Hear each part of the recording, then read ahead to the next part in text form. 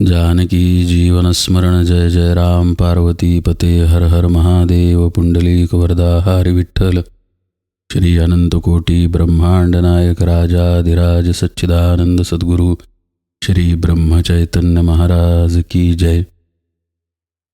हरिपाठ सेवेमध्ये आज आपण 24वा अभंग पाहणार आहे. जप तप कर्म क्रिया नेम धर्म सर्वाघटी राम भाव शुद्ध न संडिरे भावो टाकिरे संदेहो रामकृष्ण टाहो नित्य फोडी जात वित्त गोत कुलशील मात भजका त्वरित भावनायुक्त ज्ञानदेवा ध्यानी रामकृष्ण मनी तेणे वैकुंठ भुवनी घर केले. या अभंगामध्ये माऊली भावाचं महत्त्व वर्णन करतात. याआधी भावाचा विषय हरिपाठामध्ये आलेला आहे. भावे विण भक्ती, भक्ती विणे मुक्ती किंवा भावे विण देव नकळे निस्संदेह. पण हा 24वा अभंग फक्त भाव या विषयावरती आहे. इतकं महत्त्व भावाला माऊलींनी दिलेलं आहे. माऊली म्हणतात, जप तप कर्म क्रिया नेम धर्म सर्वाघटी राम भाव शुद्ध. माऊली इथे नुसता भाव शब्द वापरत नाहीत, तर भाव शुद्ध असं म्हणतात. म्हणजे भावामध्ये अशुद्धता किंवा भाव कमी दर्जाचा असणं हा एक प्रकार आहे. तो आधी आपण समजून घेऊया. भाव असतो आपला, पण आपला बऱ्याच ठिकाणी असलेला भाव आपल्या स्वार्थाला जपून उरलेला जो काही आहे तो ठेवलेला असतो. तुम्हाला ती माकडीण आणि माकडीणीच्या पिल्लाची गोष्ट माहीत असेल. काय होतं, माकडीण आणि तिचं पिल्लू विहिरीमध्ये पडतं. विहिरीत आई बुडायला लागती आणि आता पिल्लू बुडू नये म्हणून ती पिलाला डोक्यावरती घेते. पण जसं जसं तिच्या नाकापर्यंत पाणी यायला लागतं तसं ती पिलाला बुडवती आणि पिलावरती उभं राहून स्वतःचा जीव वाचवायला जाती. मनुष्य हा असा स्वार्थी आहे. जोपर्यंत आपलं सगळं आलबेल आहे, काही अडचण येत नाही आहे, तोपर्यंत आपण भाव ठेवून असतो आणि आपला असा समज असतो की माझा खूप भाव आहे. पण आपल्या प्रपंचामध्ये किंवा आपल्या जीवनामध्ये काही अडचणी यायला लागल्या की त्याच भावाला नंतर छिद्र पडायला लागतात. म्हणजे असा आपला फक्त गैरसमज असतो की माझा भाव आहे. प्रत्यक्षात आपला स्वार्थ आणि आपली सोय ही पहिला आपण जपून ठेवलेली असते आणि मग उर्वरित भागामध्ये भाव असतो. अहो, एक साधं उदाहरण सांगतो. गोंदवल्याला समजा आपण जाणार आहे आणि पुण्यतिथी उत्सवाची खूप गर्दी आहे. तर आपल्याला आधी नीट गाडी मिळेल का? आपण सुखरूप पोचू का? आपल्या गाडीला नीट पार्किंग मिळेल का? त्या गर्दीत गैरसोय तर होणार नाही. मग राहायची सोय नीट होईल की नाही होणार? तिथे टॉयलेट नीट करायला मिळेल की नाही? बरं, मग प्रकृती माझी बिघडली तर मग पटकन कुठे जाऊ? थंडीचा मला त्रास झाला तर? असे नाना विचार आपण करतो. महाराजांबद्दल प्रेम आहे आपल्याला, ते मी नाकारत नाही. महाराजांबद्दल भक्तिभाव सगळं काही आहे. पण आधी आपल्या स्वार्थाचा विचार करतो आणि मग गोंदवल्याला जायचा विचार करतो. सर्वसामान्यतः विचारसरणी सांगतोय बरं का. सगळे असेच असतील असं नाही.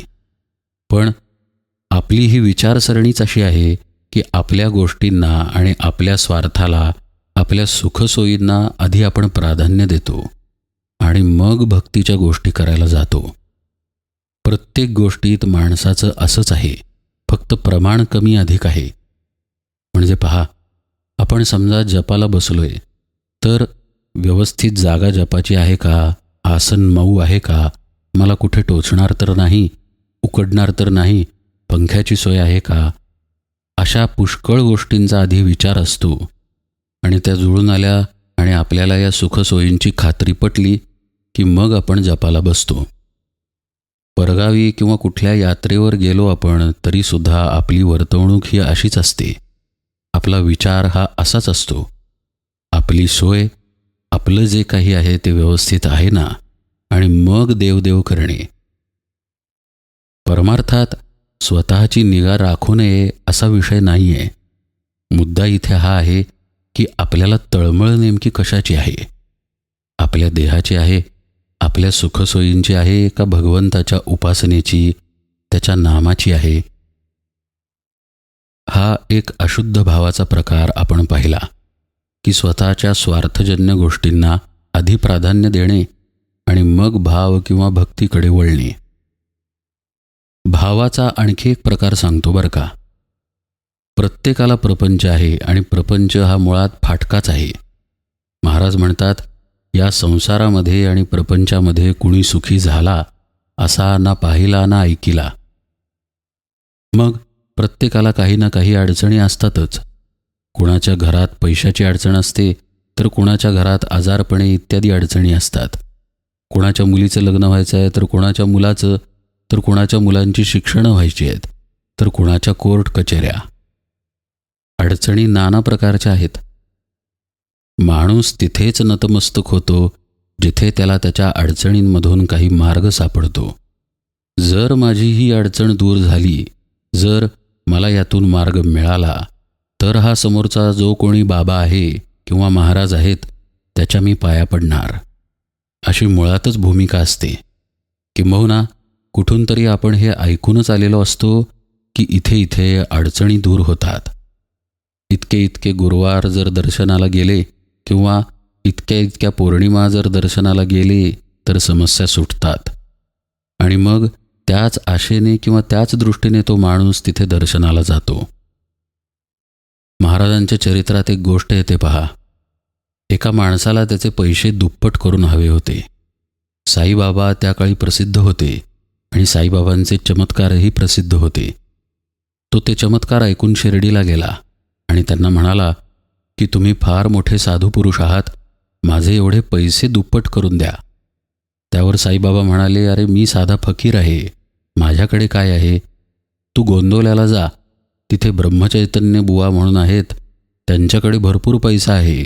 रोज तिथे शेकड्याने जेवणावळी चालतात. परमात्मा राम त्यांचा सेवक आहे. तेव्हा तू माझ्याकडे पैसे दुप्पट करून मागण्याच्या ऐवजी गोंदवल्याला जा आणि महाराजांकडे पैसे दुप्पट करून माग.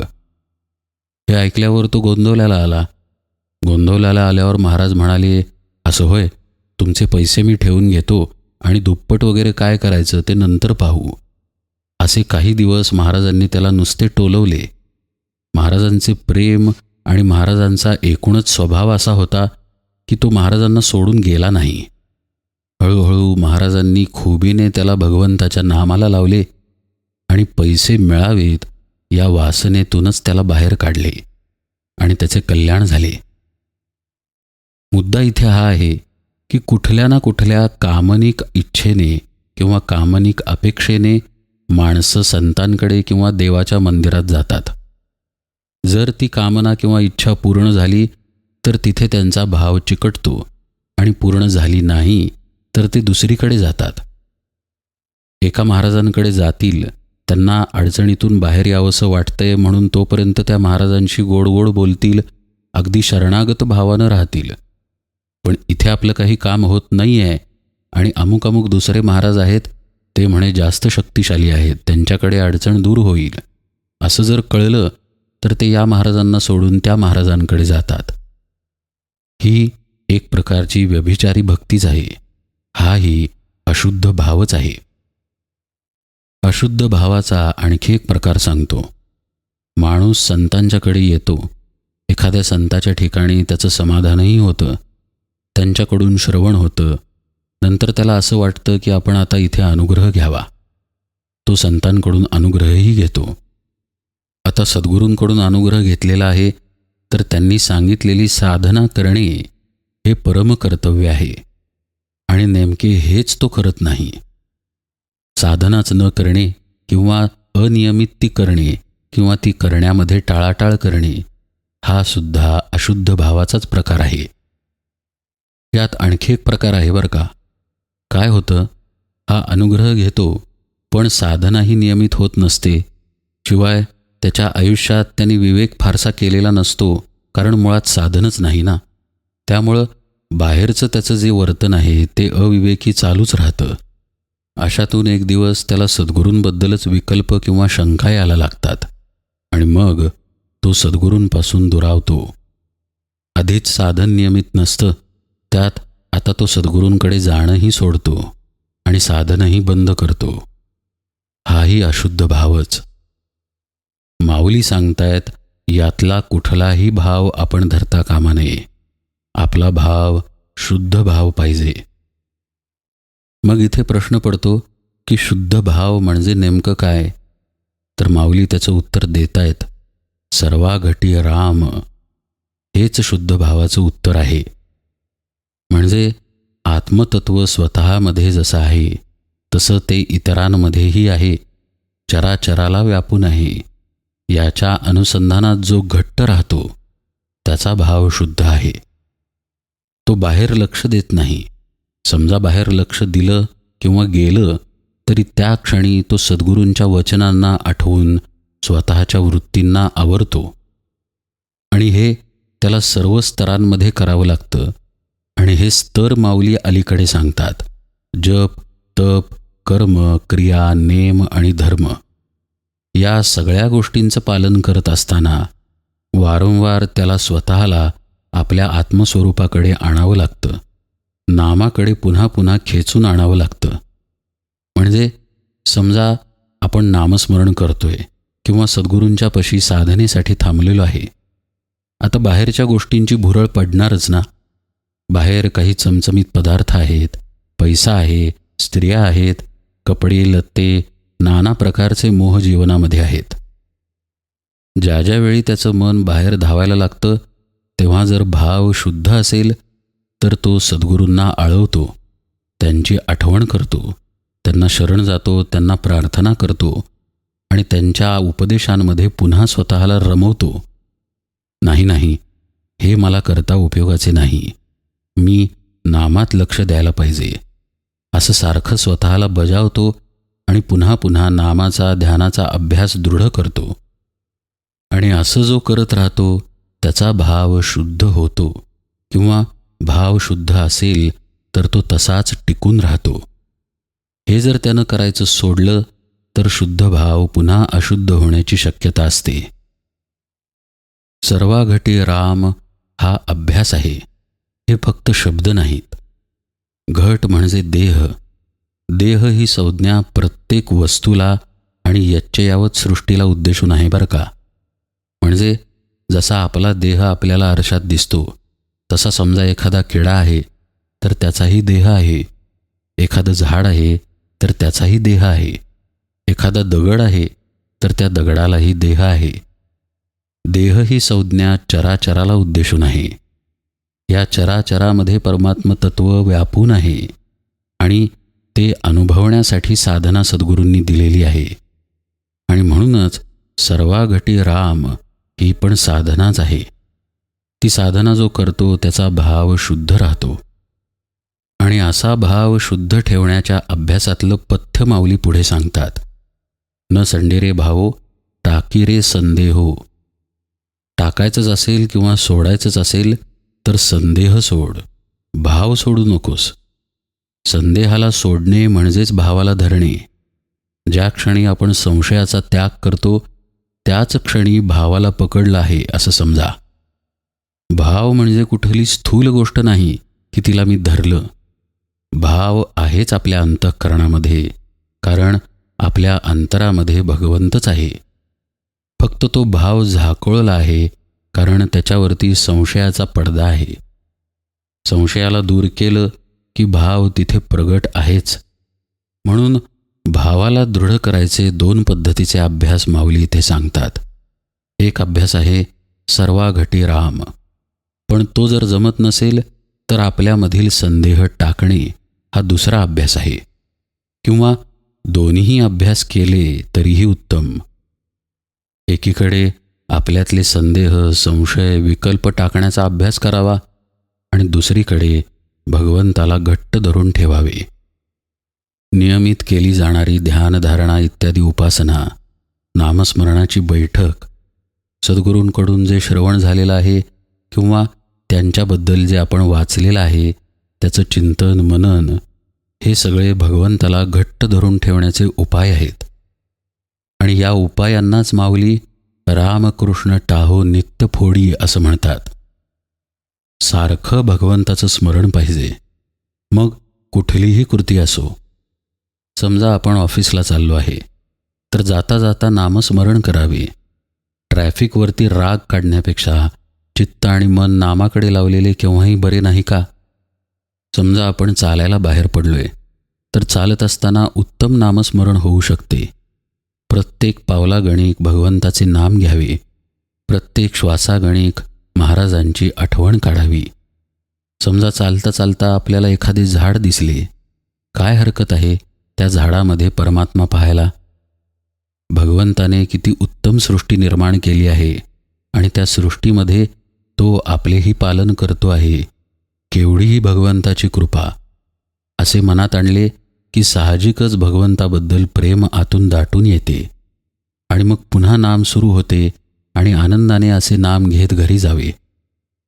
समजा आपण आंघोळ करतोय, तर अंग स्वच्छ करत असताना असा भाव धरावा की सद्गुरू, माझ्यातील सगळे दोष धुवून टाका.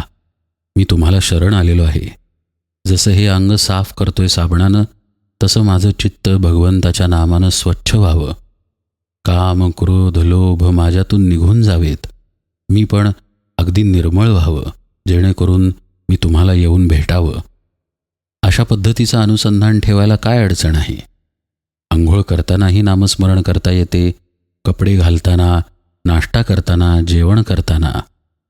ज्यावेळी आपलं मन, बुद्धी इत्यादी वापरून आपण काही कामाचं करत असतो, मग ते ऑफिसमधलं काम असेल किंवा आणखी काही असेल, तर ती वेळ वगळता इतर पुष्कळ वेळ आपल्यापाशी असतो, ज्यावेळी आपल्याला भगवंताचं स्मरण ठेवता येतं. ते ठेवलं मात्र पाहिजे. त्यामध्ये तसं कटाक्षानं लक्ष घातलं पाहिजे. माऊली जेव्हा म्हणतात रामकृष्ण टाहो नित्य फोडी, तेव्हा भगवंताच्या नावाने आरडाओरडा करा असा माऊलींना अभिप्रेत अर्थ नाही आहे. टाहो मारा भगवंताच्या नामानं, यामध्ये माऊलींना हेच सांगायचं आहे की तुमचा पूर्ण दिवस आणि दिवसागणिक पूर्ण आयुष्य भगवंताच्या नामाला वाहून घ्या. आणि असं नामाला वाहून घेण्याच्या आड काहीही येत नाही. जात, वित्त, गोत, कुलशील, मात यातलं काहीही याच्या आड येत नाही. तुम्ही वयानं लहान आहात की मोठे आहात, निरोगी आहात की रोगी आहात, अडाणी आहात की हुशार आहात, विद्यासंपन्न आहात, गरीब आहात की श्रीमंत आहात, स्त्री की पुरुष की अमुक कुठल्या जातीचे आहात की कुळातील आहात, याचा इथे काहीही संबंध येत नाही.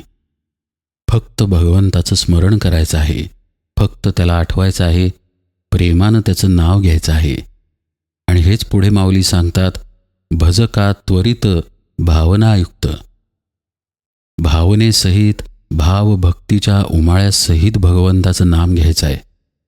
पण माऊली इथे त्वरित हा शब्द वापरतात. आता एवढा ऐकलंय ना, तर नाम घ्यायला आणि उपासनेमध्ये शिरायला आता उशीर लावू नका. कारण आयुष्य हे तसं दुर्मिळ आहे आणि ते मिळूनही आपल्याला जर संत वचनं कानावर पडत आहेत, सत्संग जर घडत आहे, तर ताबडतोब त्यातून फायदा करून घ्या आणि भगवंताच्या नामाला लागून नरजन्माचं सार्थक करा. माऊली इथे स्वतःचा अनुभव पण सांगतात आणि आपण काय करायला पाहिजे तेही सांगतात.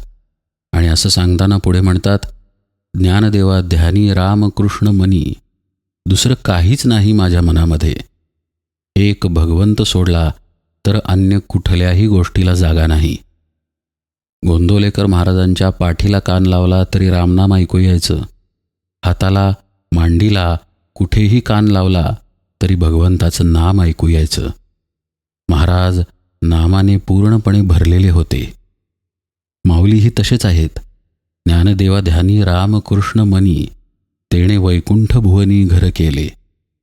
अखंड वैकुंठवासीच असतो असा महात्मा. आणि असं तुम्ही होऊ शकता असं माऊली सांगतायत. फक्त करायला पाहिजे तर भावयुक्त नामस्मरण, भाव भक्तियुक्त ध्यान, सद्गुरू वचनांवर पूर्ण विश्वास, त्या वचनांचं चिंतन मनन, त्यानुसार आचरण. आणि हे सगळं करत असताना आपल्यामध्ये समजा विकल्प, शंका, संदेह इत्यादी आलेच, तर त्यांना बाजूला टाकण्याचा अभ्यास, त्यावेळी त्यातून बाहेर येण्याचा अभ्यास. एक साधं उदाहरण सांगतो. समजा एक सिन्सिअर विद्यार्थी असेल आणि त्याच्या मित्रांच्या घोळक्यात तो उभा आहे. मित्रांमध्ये चर्चा चालू आहे की आता थोडासा चहा घेऊ, मग सामोसा वडा वगैरे खाऊ आणि अमुक अमुक सिनेमा आला आहे तो बघायला जाऊ आणि मग कुठेतरी फिरू. पण जो सिन्सिअर विद्यार्थी असतो तो अशा वेळी बाजूला येतो. त्या मुलांच्या संगतीत रमत नाही. तो विवेक करतो की नाही, मला यात गुंतून चालणार नाही, कारण मला अभ्यास आहे. आईवडिलांनी विश्वासाने मला या कॉलेजमध्ये टाकले, तर तसा अभ्यास करून मी त्यांना काहीतरी अभिमान वाटेल असं करून दाखवेन. माझ्या आयुष्याचंही ज्यात भलं आहे असं काहीतरी करेन. वाया मी जाणार नाही. आणि असा विवेक केल्यामुळे तो त्या मुलांमधून आपोआप बाजूला येतो आणि स्वतः अभ्यासाला निघून जातो. साधकानंही असंच करणं अपेक्षित आहे. म्हणून तर माऊली सांगतात की न संडेरे भावो टाकी रे संदेहो. विवेक सतत जवळ ठेवून अभ्यासामध्ये निमग्न पाहिजे साधक. जसं आईवडिलांनी चांगल्या कॉलेजमध्ये ॲडमिशन घातली असा विवेक तो मुलगा करतो, तसंच भगवंताच्या कृपेने मला हा नरजन्म आला, तर याचं सार्थक आता मी केलं पाहिजे. तर नको मला हे संशय, नको हे विकल्प आणि संदेह. त्यांना मी बाजूला ठेवतो आणि सद्गुरूंचं स्मरण करतो. त्यांच्याकडे नामाचं प्रेम मागतो. हा अभ्यास साधकाने सतत करत राहून माऊली जसं म्हणतात, तेणे वैकुंठ भुवनी घर केले, या अवस्थेपर्यंत कसं पोचता येईल हे पाहायचं आहे. या 24व्या अभंगात माऊली भावाचं महत्त्व वर्णन करतात, पण संदेह या गोष्टीबद्दल सावधही करतात. कितीही भाव असेल तरी किंचितचा संदेह त्या भावाचा सर्वनाश करायला कारणीभूत ठरू शकतो. असो, इथे 24व्या अभंगाच्या निरूपणाला विराम देतो.